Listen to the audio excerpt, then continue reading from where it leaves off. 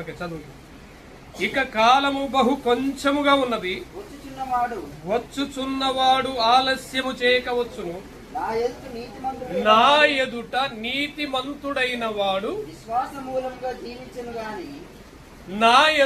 నీతిమంతుడైన వాడు విశ్వాసమూలముగా జీవించును గాని అతడు వెనకకు తీసిన ఎడల అతని యందు నా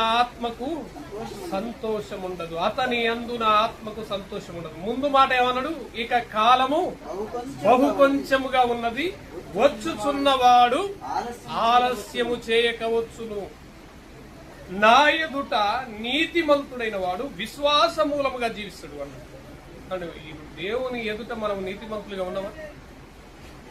సమయము ఎలాగో దగ్గర పడుతుంది. మనం పోయే కాలం కావచ్చు, ప్రభు వచ్చే రాకడ కావచ్చు. సమయం దగ్గర పడుతుంది. దేవుని ఎదుట మనం నీతిమంతులుగా ఉన్నామా? దేవుడు మన నీతిని అంగీకరించే విధంగా మన భక్తి ఉన్నదా? నీతిమంతుడైన వాడు, నా ఎదుట నీతిమంతుడైన వాడు విశ్వాసమూలముగా జీవించును గాని అతడు వెనకకు తీసిన ఎడల అన్నాడు. చూసినావా? జాగ్రత్తగా వినండి మాట. అతడు వెనకకు తీస్తే, ఒకవేళ వెనకకు తీస్తే దేవుడు సంతోషపడడు. ఒకవేళ విశ్వాసంలో నుండి మనం వెనకకు తొలగిపోతే దేవునికి సంతోషం. అతని ఆత్మయందు నాకు సంతోషం లేదు. ఎందుకు అనంటే, నువ్వు వెనకకు తీసినవంటే నరకం అని వెళ్ళిపోతావు అంతే.